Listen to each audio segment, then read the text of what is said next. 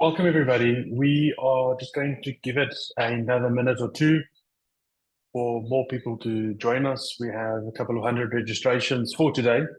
Just as introduction, my name is Nicole Millens, and I am a managing partner at Africa People Advisory Group. And today I'm joined by one of our esteemed partners, Johann de Jager from Sabano. We will do short introductions as we lead into the webinar. If you want to grab a quick cup of coffee, you are welcome to do so. We will start at 12:03 on the dot when we have more people that have joined the session. So thank you very much once again for joining us, wherever you might be joining us today from across the world and also across our beautiful continent. And we will be discussing job evaluation and grading as part of our session today, as part of our ongoing series that we conduct on an annual basis. So we will start in about 1 minute. It'll be 3 minutes past. So if we can please just give it a little bit of time. And thank you once again for joining us today on this lovely Friday afternoon.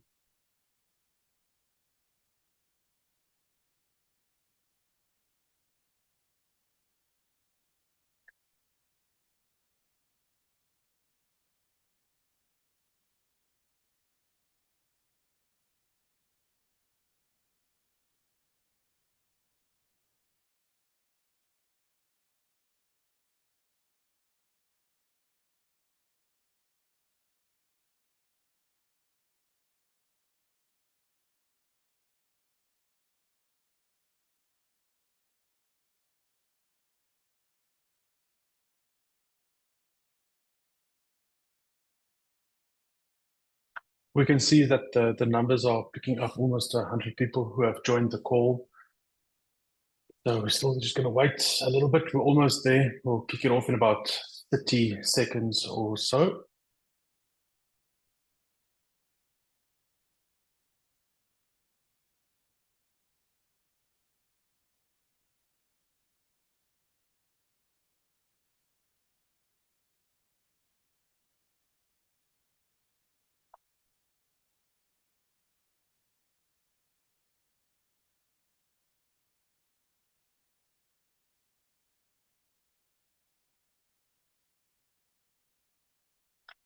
Okay, 12:03. So once again, my name is Nicole Millens. I'm a managing partner at Africa People Advisory Group. Joining me on today's call is Johann de Jager. He's dialing in from Cape Town, and I find myself in cold Johannesburg today. We will be discussing job evaluation and grading on the call today, and between Johann and myself, we will cover part of the presentations. Please feel free to put questions in the chat as we work through the deck. We really want to share with you a little bit around our learnings in terms of doing job evaluation and grading over the last couple of years and working across many organizations.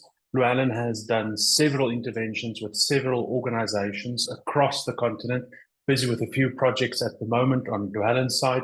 He's an actuary by trade. I often say that no one is perfect. I think Llewellyn is maybe one of that to share, although an actuary, you can still work in this incredible HR space that we find ourselves in. With that being said, I'm going to start with the session. To me, if I think about job evaluation and grading, I think often these words are used interchangeably. And the way that I've simplified it in my mind is job evaluation to me is the process that we undertake, and job grading is then the final outcome that we arrive at a specific grade, depending on which factor or approach you take from a job grading point of view. During the session today, we've dissected the agenda into 4 components, which we will be talking through. I'll be talking to approach 1 and 2, and Lou will then take over in component 2 and 3, and we will both end off with closing remarks and answering some questions that may come through in the chat, and we will share some lessons learned as we progress. Llewellyn and I will talk interchangeably on the call, so he will unmute and ask a few questions where he wants to jump in. So what is job evaluation and grading all about? Often when you talk to other organizations and you'll ask them, do you have an evaluation approach or grading methodology in your organization? They will make it seem as if everything is under control. They will pretend that they are the icon of the seas. that everything is flashy and lighting, and that everything works exceptionally well in their context. What I can reassure you of that in most organizations, it's not the icon of the seas, but the job grading approach rather looks something like this. And this is, we know that there's something in place, but we know that there's also a few holes on it. If we really look at the mirror and say, what is our structure like? We've often moved away from a formal grading process and or committee to more a slotting or ranking approach in organizations. And this is often a process that's undertaken every couple of years in organizations where there's a call for a revised strategy or a restructure in the business. Often, these are driven by business plans. And we will say that we have a superstructure and there's a way that we are going to work on. And to me, job grading and evaluation is the fundamental base on which business plans should be built, especially when an organization is reaching some form of scale from an employee headcount point of view. There's no perfect number to say, if I employ 50 people, do I need job grading? Do I only roll out job grading when I have 100 or 200 people? There's no specific answer for that number. It is really just to say, how do we institute a formal approach or a formalized approach for grading to help us build these strong foundations for this incredible business plan that we have? Job grading can also serve many other components in the HR frameworks. As an example, career pathing can form the basis of career pathing that takes place in the organization. I've been doing many of these exercises during my life, and often when I go to a social event or a networking event, I will actually, when people introduce themselves to me, grade them in my head. Sad but true, thinking about the different dimensions or factors that they might have within their specific role, and I would grade them. And then the second step to that is I would assign a salary range in my head to them. Now, there's often a business need for the grading. Now, what I find is this is the expectation that business has from a grading point of view. They think that we have the ability to build a beautiful house with different rooms, and that everything is hunky-dory, and that this is a seamless process that is followed in the market. I find that as soon as we start grading, there are many opinions, and people are able to tell you exactly where people should be positioned, paid, graded, and evaluated within the organizational context. That all of a sudden, we've got several job grading experts in the business who are happy to raise their voice in terms of where they think the role should be placed. To me, the process feels a little bit more like this. We have the first house in place where everybody thinks this is what it looked like. But to me, this is more or less when I go through this job evaluation process, specifically if there has been multiple interventions that has been taken over a period, that it's more like informal settlements that's been put together, own approaches, and how it feels. Do we think that it has strong foundations? Probably more than what we might give ourselves credit for. Then we grade, we ask the line manager for feedback, and it looks a little bit like this when it comes to the point of delivering feedback to the business. No one can be seen anywhere. The experts have disappeared. The voices for opinions have disappeared, and then it becomes an HR ownership component that they need to deliver this feedback to the employees in the business. The life cycle of job grading, in my view, looks a little bit like this. You might have seen this meme on the internet or on LinkedIn to say, client wants something done, but they have a limited budget. On the left-hand side, we start off with the tail and then the hind legs, and everything seems fine. But then the process gets a little bit rushed. We default more to a job slotting or ranking from a methodology or approach point of view. And it really then turns out overall that you've got a picture, but it is typically a mishmash of a very, very formal approach that has been structured at the onset to where we are at the right-hand side, the face that is presented to the business. From a grading point of view, and we're going to run our first poll here. I'm going to ask Oliver from APAG to put up our first poll and around what is your organization's approach to job evaluation in your organization? Do you have a ranking method, classification method? Do you follow a point factor system, market pricing, any other method, or you don't know what you follow in your organization? So while you vote, I want to walk through the components that we are discussing here. So often in smaller organizations, there would be a zero basis. So the hierarchy or ranking within the organization does not exist. It's often the case in startups or very small businesses or organizations with a culture where they say we are not hierarchical driven, where they would say that, yeah, we all contribute, we don't want job titles, and we don't want a specific ranking in our organization. As organizations grow, they would typically outgrow this. And when they start to recruit from the external market, that is where you would typically find they use the market to indicate the ranking or spot pricing or market pricing of roles in the organization. This specific approach is where you subscribe to a salary survey data provider. You would price a specific role in the market, and the market indicates the worth or the value of that role within the broader pool that the survey house represents. And it's predominantly driven by remuneration data. The second component is ranking or slotting. There's a formal approach to ranking and slotting, and more informal approach to ranking and slotting. And ranking and slotting is, in essence, comparing two roles with one another, saying which one is deemed a higher value within our organization, and then allocating or ranking them based on that specific order. Once you've ranked your first two roles, you would bring in a third role, and you would then say, does it compare to role one or role two, and slot it in accordingly. It may also be that at this point that the roles are the same, so they will be placed at the same level. In this instance, it's purely focused on the internal approach that an organization has, and it's got less to do with remuneration data. The drawback of ranking and slotting is first of all, subjective in nature. Secondly, what are you pegging this against from a market remuneration data point of view?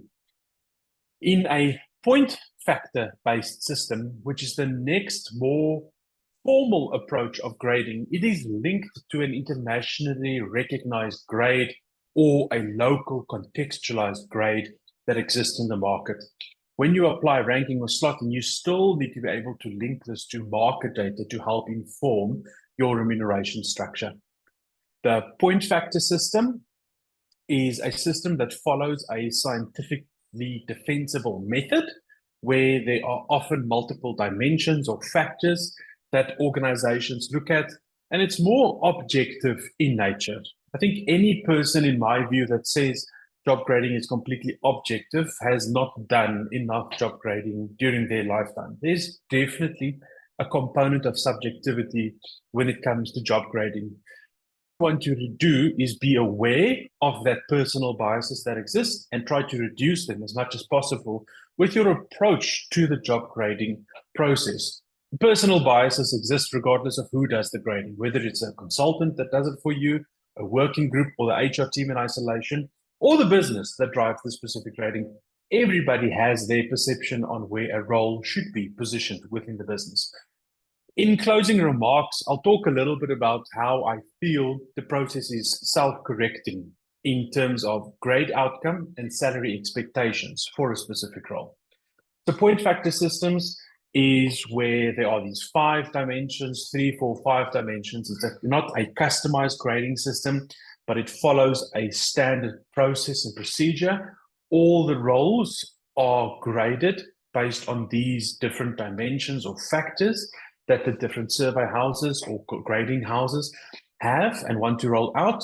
And this then results in an outcome of a specific grade. That grade is then used to benchmark to the market to say, within our context as an organization, this is where we believe the role should be positioned. The final one is a customized job grading. Now, in the world where there are big, large organizations that has a workforce that is represented across the world, but also have some unique factors, they would typically have this customized job grading approach. This is built typically on a point factor system or approach, and then customized for that organization's specific context. So the outcome of the first poll, you should see it on your screen, is that the bulk of organizations use the ranking method. So this is where you would simply rank the roles compared to one another. And what makes that a little bit difficult is the ability to then position it to market data for your remuneration, reviews, and inputs. The second most prevalent one is classification. And then, is I don't know. And this really talks to transparency, communication within the business. And I'll talk a little bit about that in our closing remarks section as well. So this is feedback on the first poll. Interesting that very few companies use a point factor system. Only 19% of the respondents provided input on that. And then some use another method in terms of the grading. So I'm going to ask Llewellyn to cover the next portion of the slides for us. Llewellyn, I see you've lost your jacket in the meantime. Hopefully that's not because of pressure and heat, but please share with us a little bit around. Maybe, can we just stay on that slide for 1 second? I just wanted to add 1 or 2 comments. Yes. So I think maybe just in terms of why are we even doing the grading and getting back to the principal objectives, I think there are probably in my mind 2 key things and a number of other factors. And the biggest one for many organizations is internal fairness or internal equity. Now, how do we make sure that what we're doing is fair to our people in terms of the roles and the values they're adding to our business? And the second one is the external competitiveness side. How do we readily compare to the market to make sure that, hey, we haven't got totally wacky and we're either completely underpaying our people or overpaying? And I mean, there's a risk on both sides. If you're overpaying, there'll be a question around sustainability. And if you're underpaying, there's morale, there's all kinds of other issues probably happening in your organization.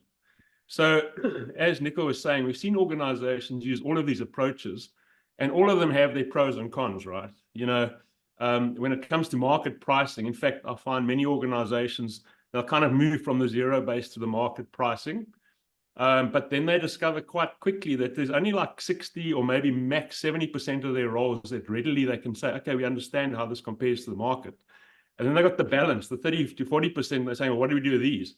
And then they end up like having a slotting kind of approach to say, well, it's between this and that, so it probably fits there. And that can work for many organizations, and I've seen big organizations working like that. The problem is the objectivity. Now, I know, as Nicola said, you can't be completely objective. But when you bring science into the equation, at least you've got a way of having a common language, a way of getting people to understand, and most fundamentally and importantly, a way of building trust. Because in many organizations, we've seen when the grading system is broken, or people perceive it to be broken, there's a real lack of trust. And you find there's continual pressure on the business and on HR to say, hey, my pay is too low. And then they start pulling numbers from who knows where on the internet to prove to you that they are being underpaid. And it's very hard then to substantiate why you've come to the conclusion you have. So I think in many organizations, as organizations mature, there's a recognition that, hey, some kind of a more scientific approach can really help us bring credibility to the system and credibility into our business. Thanks, Nicole. So there was I just want to, Ebo on the chat said, we will just briefly recap the customized job grading system. So typically a point factor system, Ebo has got 3 to 5 components that we evaluate. But let's say you are an organization where you have a need for a job grading system, but you have specific contexts. Let's just say, for an example, offshore risk plays a high role in your specific context. So you want to add in an additional dimension to say, we want to look at the offshore risk as a grading component. And that is where you start customizing more of these scientific objective systems that exist in the market. So that would be a customized job grading approach specifically. Lou. Thanks, Nicole. Yeah, and I mean, and related to that is also the weightings of different components of your business. You know, you might find one component strategically is absolutely critical, but if you look at any of the normal metrics like revenue or headcount or whatever, actually it doesn't really shape up. And yet you know that has a massive impact in the business. So how do you bring that in or weight that appropriately in your system? So when it comes to the kind of approach that says, hey, we're going to do formal job grading, we're going to have a system, we're going to look at points. What we found to be of great interest is how often organizations then say, well, job descriptions are the critical component of that, and we're going to grade using job descriptions. And I mean, what we put in front of you here is something that's just one of those really weird job descriptions. And we probably haven't seen to this extent, but this is the kind, it highlights the kind of issues that emerge, because here you have an executive driver, you know, and suddenly this person needs strategic driving skills and strategic situational awareness. Now, that word strategically has very intentionally been put in there, because if you job grading and all you have to work with is this job description, which was set up in 1993, when you see adjectives like strategic and interpretation and change focused, immediately that role starts escalating in terms of the value in the organization and where you think it should be placed. So grading solely on job descriptions is firstly extremely time consuming, because like in this example, 1993, now all the job descriptions need to be reviewed. And as you're reviewing them, you find you kind of chase your tail because you never catch up. I mean, the organization's in a state of flux all the time anyway. So I'm not saying job descriptions are not needed. People need to have some idea of the content of their role and what's important. But job grading can actually play a great role in helping you shape some of these key factors that come into job descriptions. So it's probably a both and instead of a clear either or. If we move on then, we thought we'd speak about some of the varied approaches that can be done with job evaluation processes. And it ranges all the way from, you know, two people or even one person, the MD and the CEO and the consultant sit in a room somewhere and they do the organization. And they might have job descriptions, they might have gut feel or whatever, but they're going to set themselves up to do it. So that's the one extreme. All the way to the other side, where I've seen organizations that have said, hey, this job grading is part of our actual culture transformation. And they actually make it incredibly participative. And they include, I've seen big organizations include the whole organization. Everybody gets involved in a process of grading their own role and being participative. So anywhere in that spectrum is probably what could work in your organization. And I think it depends a lot on the culture of your organization, what you're trying to achieve. It depends on, you know, in Africa, often things it isn't as easy to call everyone into a process. So you need to think strategically what is important for your organization in terms of how do you grade.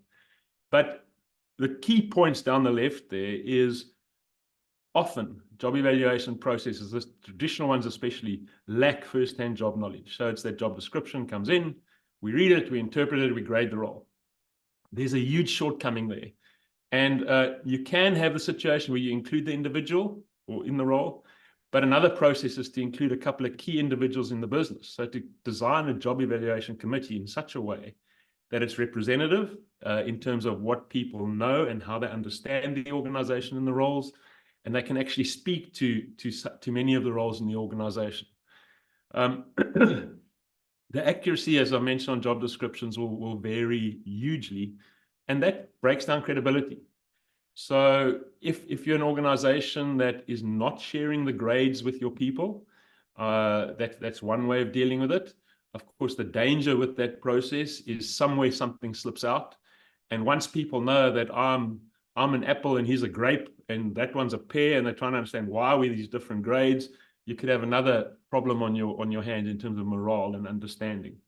So whatever you're going to do with job evaluation, our suggestion is think very strategically around what is that job evaluation committee or process going to look like?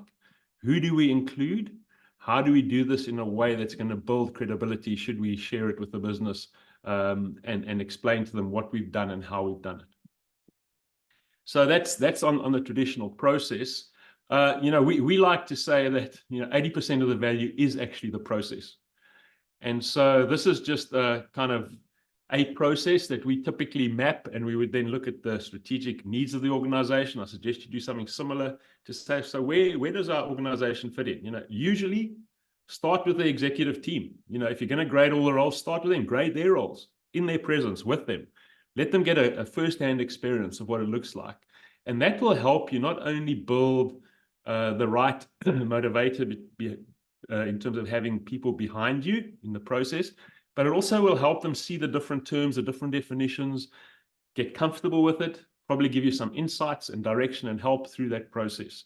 So that's kind of reviewing the terms and definitions. And then depending on the extent of your rollout, you may have other facilitators, and if not facilitators, then key people in the business that are going to be involved in this process. You want to train them on the framework, on the methodology you're using, and on how best to go through that. The briefing sessions would depend on the extent to which you're communicating this into the business. If you're going with a very open, transparent process, you would want people in the business to know what's happening. You would want to moderate and temper expectations. When the business hears job grading has been done, the immediate conclusion is all our pay is going up, isn't it? So you want to make sure that if you put a message into the business, that it is well structured, that it brings clarity, and that people aren't confused with what you're trying to achieve. So kind of once you've done those steps, you then go through the evaluation process. We have found what works very well is if you're evaluating with these key people or committee or whatever through the process, that once you've done all the roles, we love to have what we call a sense check. So what a sense check simply does is it says, hey, if we take all the roles in our organization now and we look at them, how do they stack up? What is it saying to us? And if you're looking at different kinds of components in the role or competencies in the role, you can stack up against those, rank them, and understand, hey, do these all make sense? And moderate or modify as may be required. That sense check process may result in some questions being raised. So depending on how you structured your process, if you had, let's say, 3 or 4 key groups or a core group, and you were bringing outsiders in every now and again to help understand some of those roles, you would want to bring those outsiders back if you're going to change something. The last thing you want to do is have, say 20 or 30% of the people that were coming in from time to time, not knowing what's happened, the results come out and they can't understand it because it's not consistent with what they contributed to the process. So be careful how you loop back, how you include others. And then ultimately, once that process is complete, one can present the ultimate results to Exco. And the pay stuff only starts after that. So once the grading is done and you're comfortable with it, that is when we typically bring in the pay. And interestingly, I mean, Nicole mentioned this earlier as well. When you bring in the pay stuff, it might suddenly bring a big aha moment, because we have seen organizations where the committee just insists that this role is like somewhere up there in the stratosphere, and they grade it like that. And then when you bring the market data in and you say, well, that means you need to double those people's pay, then suddenly they realize, well, maybe we were way too generous or way too keen to grade this role higher and higher. And we need to bring in some reality checks here to say that maybe our whole process was skewed in some way, and how do we then straighten it out? So this whole process kind of talks to itself. And as Nicole said, it kind of self-rectifies as you work through it and as you understand the grading and the pay-related issues and how they interrelate with each other. Thanks. So when it comes to implementing a grade structure and what do we implement, I think we're going to run a poll again. And so we would love you to just think through, so have you successfully implemented a new grading system? Be completely honest. No one's going to call out your name. And what do you think? Where would you, it was successful, partially successful, etc. We'd love to see your opinion and come back to that. Great. So while you're doing that, I'm going to continue. And what's interesting to me is, a grading system, it sounds like it's one simplistic process and all organizations have it. Actually, what we find is it's actually multiple different kinds of looking ladders and different sized ladders. So yes, we might be trying to apply the same objective process to all our roles in the organization. I often say, you want a ruler and you want to use the same ruler across everything to make sure that you're being consistent. But ultimately, when you finish that process, you may have very different looking ladders depending on what is important to your organization, where are you in your organization's life cycle, how are you comparing to the market. I mean, all of these factors come into play.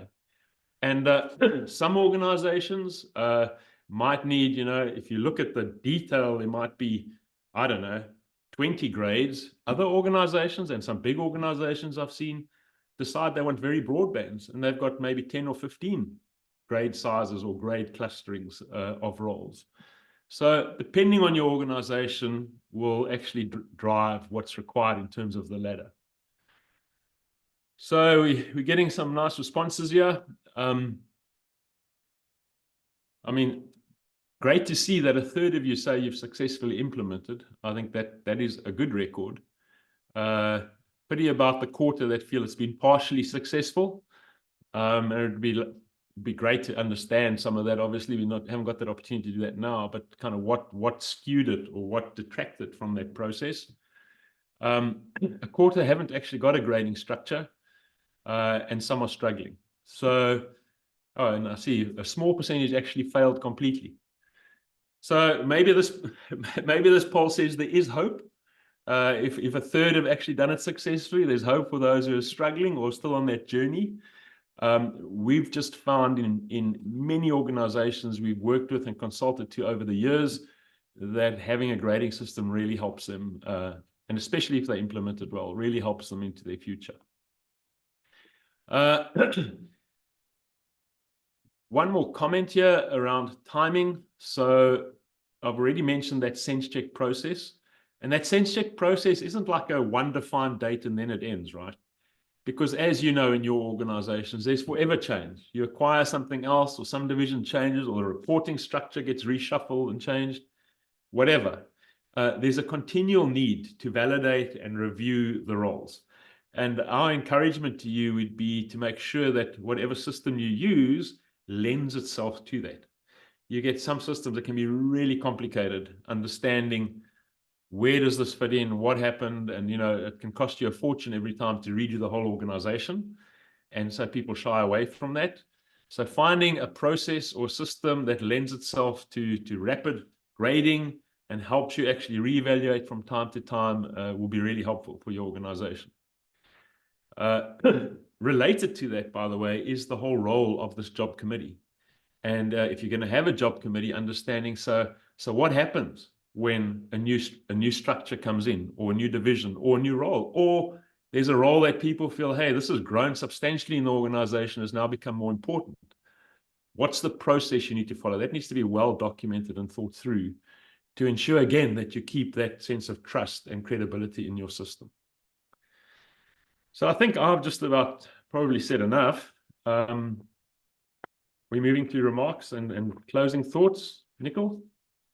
Thanks, Lou. So I think one of the components of feedback that you might get in terms of this establishment of a committee is that the business doesn't have time to get dedicated to sitting on the committee. But I think that if we want to build something sustainable and long-term, you have to create the time to contribute to building to that level of sustainability in the organization.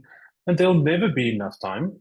But I think what you want to get to is reach a point where the business takes ownership, and they know, instead of trying to take a chance to say, we think this role should be higher, we think this role should be graded higher, that they are so involved and the grading practice is so embedded in the organization that they know when something might change in the role and when not. I just want to share a few closing remarks on my side in terms of learnings that I've taken from grading a couple of thousand roles during my lifetime, is that common sense should always prevail. Should be able to logically explain the process, how things link into one another, and it should be able to be easily to be explained to anybody as part of the process. It should not be a black box.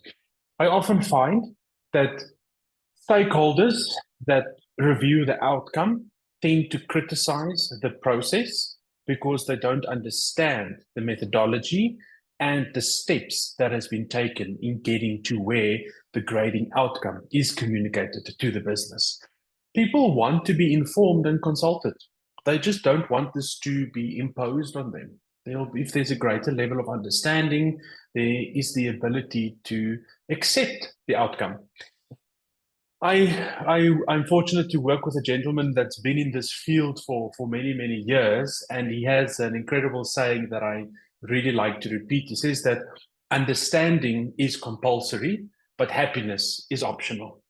And if you understand the process, you understand what has been done, then your happiness in terms of agreement with the outcome may not align, but you at least have the ability to say, what we've done is sound and the principles that we've built on is significant. Detail matters. There are nuances that are driven by people and not by the role. And we shouldn't confuse remuneration matters with job grading matters. You can always take nuanced changes for a specific person into consideration when it comes to the pay approach. There's a principle around paying for the position, the person, and performance that should always be taken care of. And in this specific instance, we're talking about the position. It should ideally be done agnostic of the person. But seldom have I sit in grading sessions where we say, oh, it's that person, the driver, James. Do you remember James? Or do you remember the data analyst, Rebecca? It's Rebecca, it's her role that we are grading in this specific context. So it's normal that those things pop up, but it's your awareness of your personal biases that come into play. And you've spoken a little bit about job descriptions. So for me, job descriptions are really like exchange rates. Once you know them and you have them, they're already out of date. They're always changing. You can never capture the full detail of a role in a job description. Give a job description to an engineer, they'll write one sentence. Give a job description to an administrative person, they will write 10 pages. And the balance is somewhere in the middle. And there is no right or wrong approach. For me, if there was a silver bullet, we would all be doing it. And to your point, Lou, we're not saying that JDs are redundant. It's important that people know what is expected of them, the role content, but it can serve another purpose overall. You've spoken a little bit about the self-correcting part, is to say that we often want the grades to come out as high as possible, but when we match it with the salary, the business will say, no, this is not where we need to pay this person. And that is what Lou meant with the self-correcting part, is that you have to find a middle way of where the role logically, common sense fits, and then the market-related rate. Change management in any job grading process, it's part of the process. So the more people that have buy-in in terms of how it's going to work, what is the approach, what is the methodology, what is the process, that already undertakes the change management process. Almost all organizations are in a state of flux. There's never a right or perfect time to grade the roles in an organization. You will have to find your rhythm, try to match it to the pace of where the organization is working at, and to be flexible in your approach to give a review for the organizations. It's not a once-off exercise. It is an ongoing event. And the more people that form part of the process, practically, you have the ability to churn out these reviews as you progress. And it's good practice to review, even if roles have not been asked to be reviewed from time to time, to be able to grade the roles. The process overall is really not complex, but it is repetitive in nature. And this is where it is objective. You follow the same approach. And it is not complex, as I've mentioned. But what I find very interesting, specifically if senior leaders sit in some of these sessions, that they learn something about the business. They often have something to say. And when I say they, it's the senior leaders in the organization, of their understanding. But often they realize their understanding is detached from the reality of the current organizational structure. And ideally, you want to be as correct as possible, but it's impossible to be absolutely correct. You want to be directionally heading in the same direction. You want to be more or less able to say, this is where the role is positioned.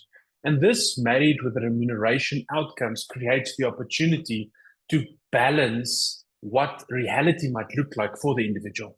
A question is often also around, do we share our grades? That's really dependent on the organization, the culture of the organization, the level of transparency that you want to drive, and the adoption of the outcomes of the data that is shared. And very important, that common sense and logic should prevail. This is not a once-off event, a be-all and end-all outcome and approach, but rather to say, how do we refine, how do we constantly adjust, adapt, and adopt the findings based on our organizational strategy? Lou, any closing remarks from your side? Nothing specific, but tongue in cheek, I often say job grading can be a little bit like root canal treatment because the pain can go on for quite a while. But I have seen many organizations, just connecting to what you said earlier, where senior leaders actually get quite excited when they see actually there's something a bit more objective than just someone sitting somewhere in a room deciding that this job belongs there. And so they tend to adopt it very strongly when they understand what's happening and the value it can add to the business. So Lou, there is a question. I'm going to read it out if you don't mind sharing your feedback. The first one is, when roles are evaluated, how should this impact events such as career development or promotions? Would you recommend a re-evaluation before embarking on a promotions exercise? Sure. So yeah, I'm trying to understand the question. So firstly, if you've graded all the roles in your organization, then something Nicole mentioned earlier, I would imagine this has also helped your career laddering. Because when you look at, let's say, the finance team, and you've got all of these roles in finance, or the IT team and all of these roles, that should automatically give you some idea of what the progression could be through the roles as people are promoted. So in most organizations that I've worked with where they've done job grading already, when there's a promotion, it's actually quite simply, okay, so this person's going from this role to that role. It's the same grade role, but we want to give him a slight increase just to recognize added responsibility. Or no, it's a significant increase in the value of this role to our organization. And so we need to decide where to place the person in our pay model in that new role. So I hope I've kind of answered that question. But if the situation arises where you're actually creating a new role, so the person's been in this role for a few years and you feel they've grown and you feel they've adding more value now, then the process should be, yes, grade that role first before you decide where this role really belongs.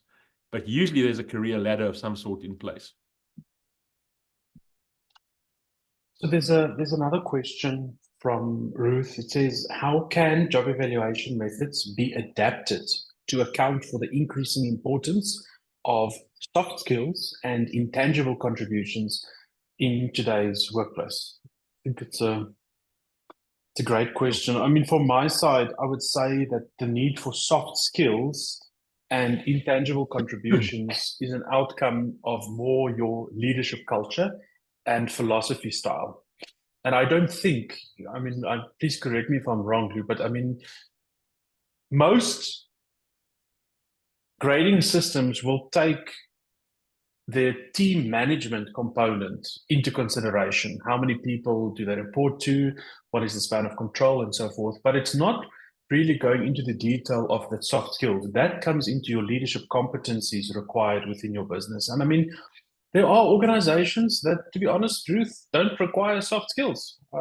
We refer to them as soft skills, but Josh Burson talks to them, refers to them as power skills. You know, there are some people say, you know, swearing in exco meetings really do not treat people with respect. So that to me talks to more culture, leadership competencies, behavioral competencies in an organization. Lou, your view? Yeah, sometimes the soft skills are actually the hard skills to get, but that's a different question.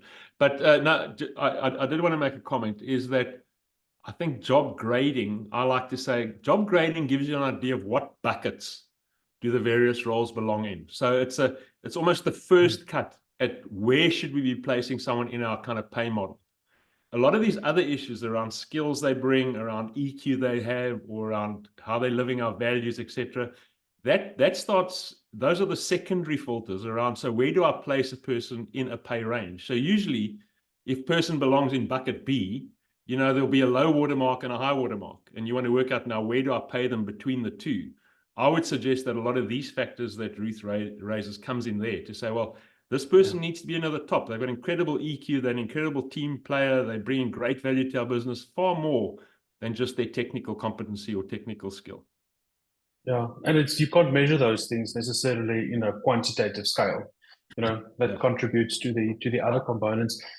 Ginger makes an interesting comment, which I agree with. In the chat, she says you can also grade the role, and then you grade the role holder, so the actual person, to say, well, is there a potential mismatch of the person in the role in terms of the requirements in the role? Because it can be that you can have a significantly overqualified person positioned in a role, and that they're actually better positioned for another role in the organization.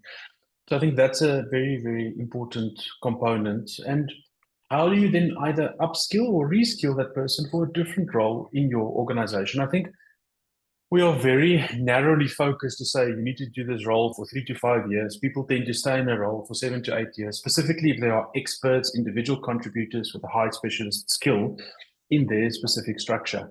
And it's not so easy to develop a grading structure that's got a generalist path and a specialist path, because often the mindset is if you don't manage people, you can't be paid more.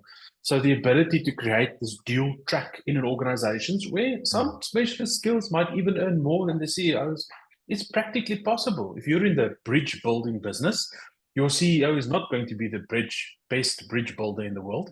You are going to recruit the best bridge builder in the world. And the CEO is going to take care of the more strategic components versus the operational execution. You're going to pay the bridge builder whatever they need to be paid to execute. I see a comment from Mansoor around the practical grading process. Yes, Lou. I just wanted to add to the Ginger comment around that. What often emerges through the grading and pay modeling exercise is something that comes up that's slightly differently. Is you've now established your grading model, you've got your grading framework, you've got your grading buckets, and if you now suddenly get people that are significant outliers. And that can happen in two ways. You can have what we call a bubble, which is we like to call the people who've floated somewhere above any reasonable maximum.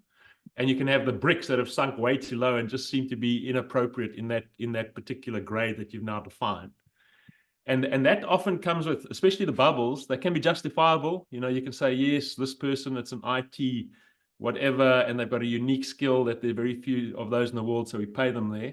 Or the other question might be, how do we grow this person into a bigger role so that they can add the value to our organization that they're actually being paid for? Because sometimes, especially if your organization's been, you newly founded, there was the go-go phase, people were employed, it's just bring the right people in. Other people get to know the CEO very well after the 3 or 5 years, and they've risen way above a reasonable value for that role. So how do you then manage that? And you can never just cut people's pay. But it's how do you manage it back into a place where it's actually fair? And similarly on the bricks, why is there this person paid so way below? Is it that we're just underpaying them, and then there's a kind of a morale issue here and a moral issue? What do we do about that to get the person into the range? Or have we done something wrong and this person's actually in a role that's way too big for them, and we're just paying them? We've got them in the wrong role for the value they're adding.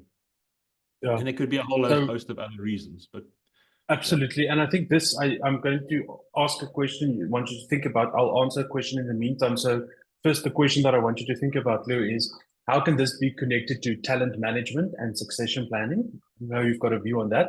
So I'm going to take Gregory's question around, can an individual employee request for their job to be evaluated at any particular time?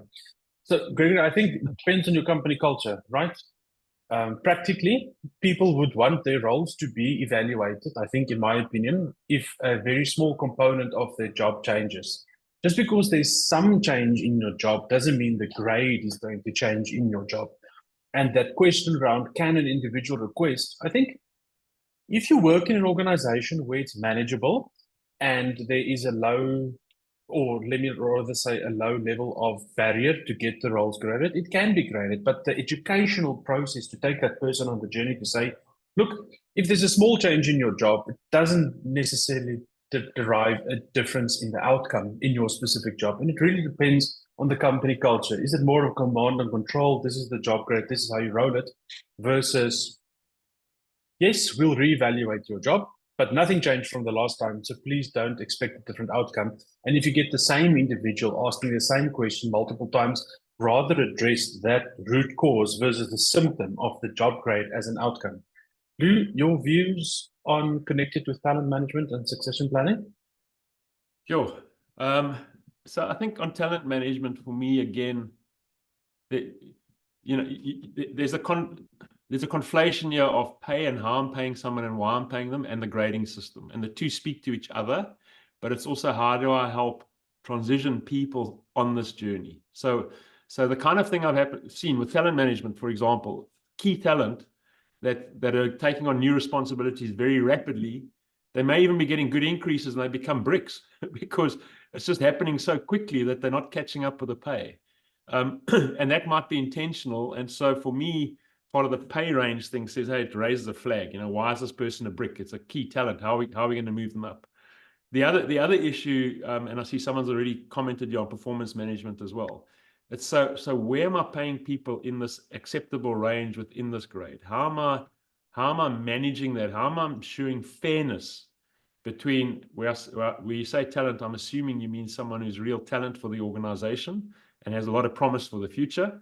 How am I managing them up this range to actually indicate to them in a real way that I see them as talent in our organization? The career one, I think, comes out of the job grading and understanding the natural flow, be that technical or managerial, like you mentioned earlier, Nicole. What does it look like for me to progress in terms of level of responsibility and value add to the organization? So I think the grading approach creates the slide on the ladders that you've given, and I think that overlaid with succession planning and talent management creates additional insights. I'm often confronted with a question around, can someone jump 2 grades, 3 grades within a business? And it depends on the organization. Maybe you want to phase this person in. Ilana makes an important point around, you want to recognize people in their remuneration, not necessarily in the grade. But I've come to learn that people take the grade that is attached to the role in which they are working and executing very personal. And they almost find their value and worth in that grade assigned to them. And this is where it's important to have a conversation with the business and with the incumbents that this impact, to say, this is a tool that we use in the business. So a question was asked around who performs the sense check and based on what. So in my view, the sense check is done by the committee as well, where we say, when we look at this, just practically, does this make sense to us? And that is often driven by experience, their knowledge of the business, and where they deem people are positioned. And that is where a level of subjectivity comes into play in the process. So not everything is objective, but there's definitely a component of subjectivity. Almost nothing we do can be done 100% objectively. And this is why I come back to my earlier comment around, there's always a level of subjectivity. What we're trying to do is reduce that. Lou? Yeah. Sorry, I was distracted by a dog. The joy of running a webinar from home, I see there's another question here. Can I move on to this question around multinationals? Yes, please. So there's a question here around multinational organizations, and you've got your local execs, your country execs, and what happens within the context of the group. And that's a really important question. And I believe the grading system you use should actually be able to allow for that, the impact of an organization within a group, or a regional or country leader within the group, and what reports into that individual. So grading systems should be able to cope with all of those kind of complexities of, it's like any organization. Some of the big organizations we work with have got 50 MDs, but we all know that every MD is not the same size role or doesn't get the same remuneration. So how do you differentiate? That's a critical question. And you spoke about this weightings component, right? It's the weightings of the factors or dimensions, but it's also the weightings of the operational units, markets, countries, and like well-developed, recognized grading systems will allow for this weighting to take place. I think it's also important not to be too caught in the detail, but to be able to say, can we cluster certain countries, groups, organizations together in category 1, category 2, instead of trying to be absolutely correct, create that directional bucket for the grading of the organizations. Yeah, and I mean, a tension related to that, Nicole, is if you're starting a new division with your key exec that was a star before, but the division, if you had to size it truly as it is actually a pittance in the organization's context. There's an executive decision there to say, no, this is going to have the same weighting as this big unit because we know what this has to become for us strategically. And then there might be a review in 2 or 3 years' time if it's not happening. Then there's a different kind of question. So there's another question from Adideo. My company has bought over smaller businesses over time, which have different practices in evaluating roles. How do you recommend we approach a harmonization of these different methodologies? Your view, Lou? Find one system that works. I think, it's very difficult, especially when you get to the senior levels now and you start getting mobility and you want to move people around the group and you're trying to create, and it depends on your culture. If you're trying to create one culture, one organizational view, then I'd say find a good system and integrate the whole lot. If you're saying, and I've seen some organizations where, you've got people buying businesses and the kind of selling point is, hey, bring your business in and keep what you've got and you can carry on forever. I had one company where the CEO played a lot of golf and it was like, bring your suitcase or whatever you got, you keep it. But they reached a stage after, I think it was about 8 or 10 years, where it was a nightmare. And they actually had to go through and say, now, how do we bring fairness into the system? How do we maintain internal equity across our businesses? And then they had a desperate need for one grading system then. And I think for me, this talks to the point around, don't just think of it, we're going to evaluate now. You have to ask the questions when you consider different vendors. If we want to reevaluate, what is the process? How easy is it to backtrack on the decisions that we've made, as an example? Is it easy to identify the different factors? Or, for instance, some systems, you use a decision tree. So do you go down a specific branch on the tree and you don't look at the other branches? So is it easy to reevaluate based on the changes? And in an ideal world, you do want to have one approach for the organization. So Anonymous asks a very interesting question. He says, why do structures get lost or distorted whenever the consultant is done and gone?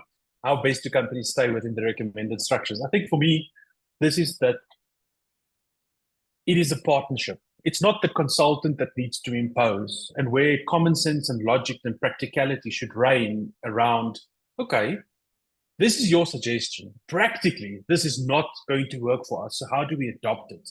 And this is where there should be a co-creation in the design of the outcome. It is easy to propose something. It is when the operational requirements, where the rubber hits the road, where you realize the proposal is not practical. And that is why it cannot be left up to just a consultant to design. There should be a partnership. So I always say, if you think of it as two triangles coming together, if you look at I think it's a rectangle, if you draw a line in the middle, it should be this marriage of consultant knowledge, expertise, and know-how married with the incumbent or the organizational expertise, knowledge, and know-how. And this two together creates the outcome. And nothing is perfect. If there was one perfect solution, then all companies would have done that. Lou? Yeah, I think it's true to say that with time, people get to know how to use or abuse any system.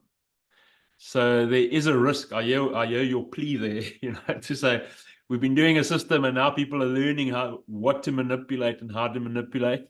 And so I do think to keep objectivity, it's helpful to have a partnership. And that partnership looks different for different organizations. We've worked with organizations where they want you to grade every jolly role.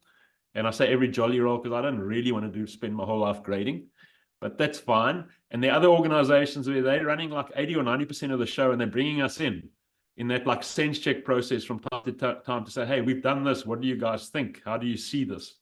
And then at least it gives the opportunity for dialogue and trying to keep it kind of on some kind of straight and narrow and not wandering off into all kinds of directions. Lou, thank you very much. I appreciate you taking the time out to share with us. For all the participants today, we will be sharing the deck. We will send that out, and a recording will also be made available of the session today. Thank you very much for joining us, Lou. Thank you very much for joining us from Cape Town. We appreciate it. And thank you for sharing. Thanks for the opportunity. Cheers, everyone. Thank you. Bye. Bye.